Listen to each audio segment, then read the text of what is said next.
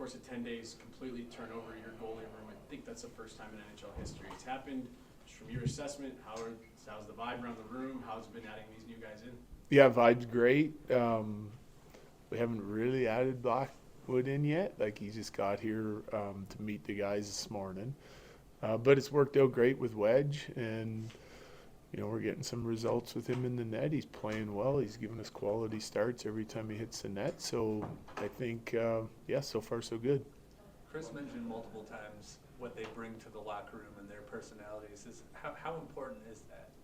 Well, I think it's important for everyone to kind of have their own personality, but like, we've got a lot of quiet, competitive guys, and to have a little juice in our locker room and a veteran presence in our locker room, I think is always a good thing, and both these guys certainly bring that. I also think, like, a goalie with that type of positive attitude and a guy that's like a real good team guy, it helps motivate the guys to go to battle for him, a guy you want to play hard for, and when you know that he's going to be vocal and he's going to he's in it to win it, it's always helpful. So I think both of those guys' personalities kind of fit with what our locker room needs right now, plus I think that they can both help us on the ice. It seems like Ross Colton's return has kind of helped Millstat's production. Just how do you feel about the chemistry on that line? Yeah, I loved it. I think they played 2 really good games so far coming back. Yeah, really good. Obviously, trades are give and go. Kovalenko, losing him is an ideal too. Yep. How do you see any effect on the team, and what does losing him kind of do for the lineup? Yeah, no, I mean, we're going to get some guys back here. So just like Covey was in a spot with us where he played in a bunch of different roles, and he's had some good, some bad. He's still a young player learning what he's got to do to be highly effective in this league and make an impact on a nightly basis. So, I think when you add some of our players back in, his role probably diminishes a little bit. So I think this is a great opportunity for him to go play and grow with another young team that's got a lot of skill. And I think eventually you'll see his game kind of round out as a guy that's chipping in on both sides of it. You don't like losing young players, but you got to give up something to get something. And I think what we're getting is more valuable than what Kobe can provide for us right now. You heard coaches talk about, sometimes reliability is the best ability. Yeah. At the pro level. How much can just consistency from the goalie position help this team moving forward, where you're kind of not riding a roller coaster? Can it help settle the team down, the defense down? I think it can immensely help our team, and we've seen that already. If you look at how we've played in Wedgie starts, it's kind of obvious. We've already seen it, right? I mean, he's been in 5 games now. 4 games. We won 3 of those. 4 starts, 5 games. Sorry. Yeah, exactly. So I mean, we've won. He's quality start in all of them.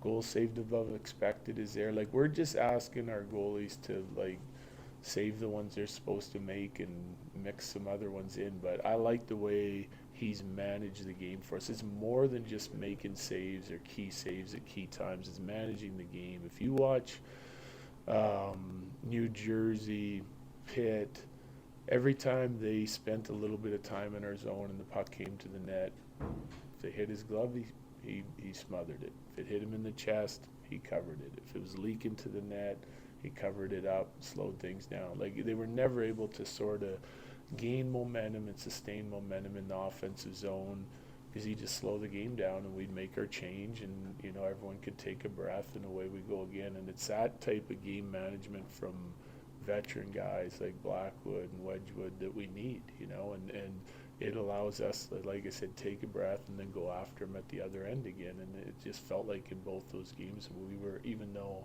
I didn't think Pitt was our best game, it was a version of what we did in Jersey, and it felt like we were in control of that game the whole time. Even in the Detroit game where Georgiev was started, you guys were very stingy in the third period outside of that late little flurry. But what is it about the team defense that's picked it up? Not just in Wedgwood starts, but it seems like ever since Georgiev was pulled against Buffalo, you guys have really hammered down on that. Yeah, after Carolina. Okay. Yeah, once we played Carolina, we had a big meeting. We were pretty blunt with our guys about our lack of detail and what we were doing, not just on the defensive side, but like other things, getting on the same page, being predictable to ourselves with our puck movement, so put us in the right areas to either go on the attack or forecheck and get the puck back. But a lot of it had to do with defending details. So, and we just had a little consistent run of it. It's great. But now we got to continue to do that. Like, we're at the point in the season now, a third of the way plus in, that our defensive game should look like that pretty much every night. If you have an off night and you get shelled like Carolina, fine, you know, but then you got to go rip out another handful, half dozen games in a row of it looking like we're supposed to look. Like, if you look at the games we've lost this year, we've given up, in those 13 games, we've only given up 4 or less twice. They're filling the net on us. When we're winning, our average goals against in those 17 games is 2.2. So it's a big difference. It's 5.2 in the losses and 2.2 in the wins. So when we're ready to check and play the right way, we're tough to beat. So now we have to do that very consistently. We should be getting more consistent as the year goes on. Like, they showed me, our group showed me in the Jersey game that we know exactly what we're supposed to be doing. Now you got to go get bought into it and committed to it, and it will lead to a lot of wins if we do that. What's been the biggest change for you for Calvin DeHaan in these 3-4 games that you're talking about? Exactly that. Exactly the same as the team. Like, everyone's bought into it. It makes it easier for every player on the ice if they know what everyone else is doing and they're doing the right things. It kind of puts you on the same page. Again, it makes you predictable in moving in and out of your zone. It makes you predictable in your defending. You're not guessing all over the ice. It's just more connected. It's more mapped out. It's just attention to detail and hard work. Jared, you mentioned that the guys have been playing a little bit better in front of a new goaltender. So how does that change from a coaching perspective, maybe the mental load that you take on knowing that perhaps you have a little bit more stability in net and you can focus on other parts of the game? Well, tricky question, but I think like we focus on, number one, the areas that we don't like in a game, and it changes every day. It's kind of like to some extent, even though it could be smaller leaks in it, it's like a boat sitting in the water and there's a hole and you plug it, another hole pops up and you patch it, and that's what you're doing all year long.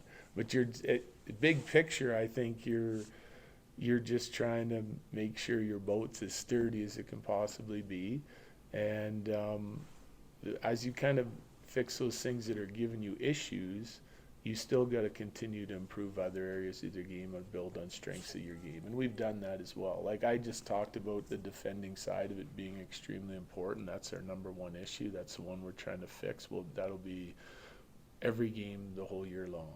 But on the flip side of that, in our wins, we've scored 4.5 goals per game, and in our losses, we've scored just over 2. So this kind of goes to what I've been saying since I've been here. The harder you defend and the better you are at checking the puck back, the better off your offense is going to be, and it's proven in our analytics. Last one, please. Coach, go ahead, guys. Same affiliation. Go ahead. Go.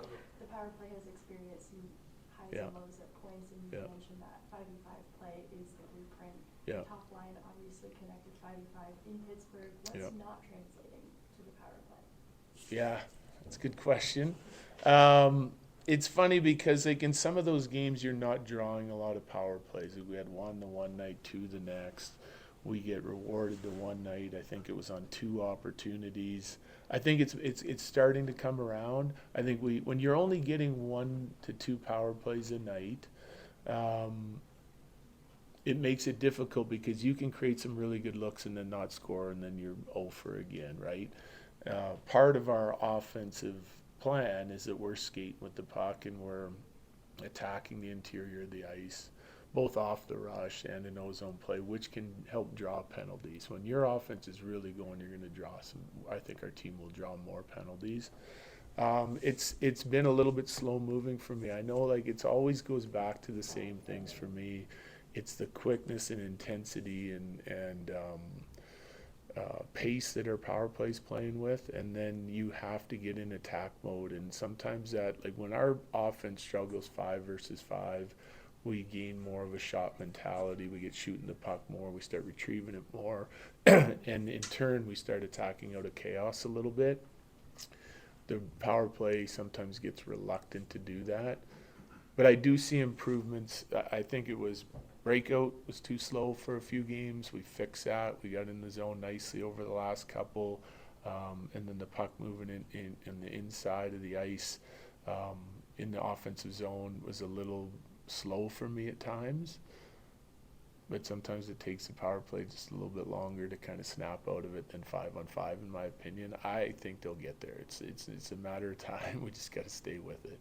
Injuries play a role in this, but Kiviranta, I think, is playing 3 more minutes a game this year than last year, and seems to be taking advantage of it. How have you seen his game evolve in the second year?